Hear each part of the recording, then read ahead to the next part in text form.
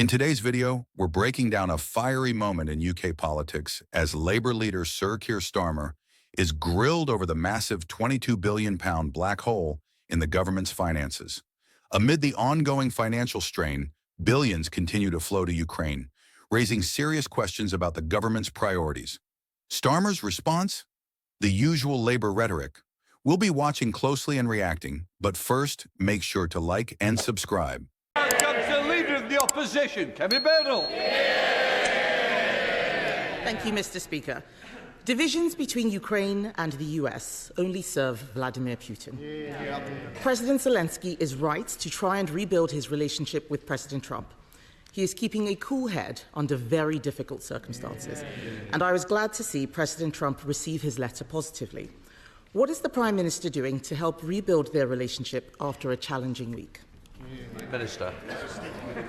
Well, she's absolutely right that we need to do everything we can to ensure that the US, Europe and Ukraine are working together on lasting peace. And I'm doing everything I can to play my part in that, in regular contact with all of the key players at the moment, including talking to President Zelensky yesterday afternoon. Mr. Speaker, I thank the Prime Minister for that answer. All of us in this House know that the British Armed Forces are a huge source of pride to our country. They put themselves in harm's way to defend our values. As the opposition, we support efforts to resolve this conflict, but we cannot write a blank cheque. If British peacekeeping troops in Ukraine were attacked, whether directly or via proxies, we could be drawn into conflict with Russia. Can the Prime Minister reassure all those who are concerned about the UK being drawn into war? Minister. Yes, that's the last thing anybody wants to see. And the whole point of ensuring that there's a lasting peace and that any deal, if there's a deal, is defended, is to avoid conflict, to ensure that we do have peace. The way to ensure we have peace is to ensure there are guarantees for any deal that is in place, because the surest risk that there will be conflict is if Putin thinks that he can breach any deal that may be arrived at. The Prime Minister is quite right, and we on this side of the House agree with him.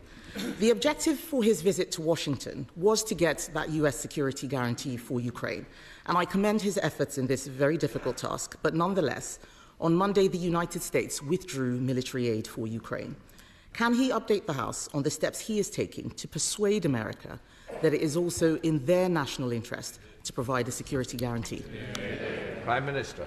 I'm pleased to inform the House that on Thursday of last week we did discuss security guarantees. The President made absolutely clear his commitment to Article 5 of NATO, absolutely clear that he would have our backs because of the relationship between our parties, and agreed that our teams would sit down together to talk through security guarantees. I've spoken to him, I think, 3 times since then on the telephone, because it is vitally important that we work with the US, with Europe and Ukraine and make sure that if there is a deal, it has proper security guarantees in place. Kemi Badenoch. Mr. Speaker, I know the Prime Minister is not able to comment on specific intelligence matters, and I'm certainly not asking him to do that. However, there are concerning reports that the United States has instructed Britain to suspend intelligence sharing with Ukraine, and other reports that Five Eyes itself may be at risk. We need to make sure America does not disengage. There are some in this House who argue Europe should go it alone.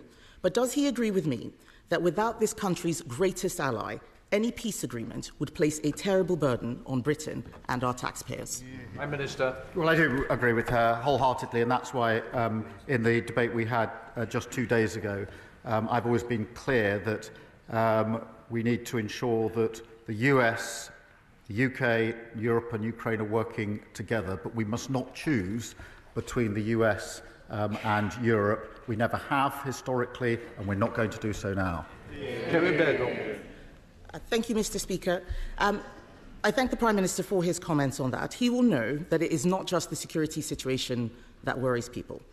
They are also concerned about trade wars and the economic impact of tariffs, like those levelled on Canada and Mexico yesterday. The best way to avoid America putting tariffs on Britain is to reach agreement on a US trade deal. Following the Prime Minister's trip to Washington, have talks on a UK-US trade deal begun? Prime Minister. Well, I was pleased in the meeting I had last week that we did discuss an economic deal and agreed that our teams would indeed sit down rapidly to talk through an economic deal, and that is what they're doing, because, as she rightly says, that is far better than getting drawn into conflict in relation to tariffs. Kemi Badenoch. Thank you, Mr. Speaker. I'm glad the Prime Minister has confirmed that those talks have started. People across our country are worried. They're worried about national security. They're worried about whether we can equip our military fast enough. They are worried about whether we will deploy troops in Ukraine and whether we will be able to keep the peace. They are also worried about our economic security. Can we afford all this? The world is changing fast, and we need an entirely new approach to our economy and our energy security. The budget last year halted growth with higher taxes and higher borrowing. Yesterday, farmers were protesting in Whitehall again. People are hurting. Will he now change course so we can have the economic security we know we need for our national security? Prime Minister. We were doing so well.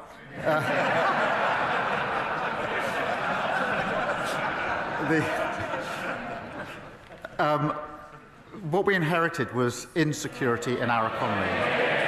We inherited a 22 billion black hole, and we have now turned that around. We've got the highest investment coming into our economy. We've got wages higher than prices. We've got 3 times interest rates have been cut. That's the difference between stability with Labour and instability with the party opposite. What's your thoughts on this? The ongoing debate in Parliament is heating up as the opposition questions the government's handling of the UK's finances, particularly the £22 billion black hole, while also grappling with the financial support being sent to Ukraine. Labour leader Sir Keir Starmer is pushing for reassurances on military involvement, especially if British peacekeeping troops are at risk of being drawn into conflict with Russia. Meanwhile, the Prime Minister is focused on maintaining strong international alliances and securing peace. There are also growing concerns about the UK's economic security, trade deals, and the impact of rising tariffs. It's clear that both national security and economic priorities are at a critical crossroads. Thank you for watching, and we'll see you next time.